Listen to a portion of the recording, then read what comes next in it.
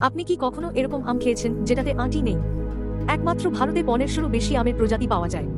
আর আপনি কি জানেন পৃথিবীর সবথেকে মিষ্টি আম কোনটি? ভিডিওটি শেষে বলে দেব। দেখুন, বিজ্ঞানীদের মাথায় সব সময় নতুন নতুন জিনিসে এক্সপেরিমেন্ট করে থাকে। এভাবে আমের উপরেও এক্সপেরিমেন্ট করে।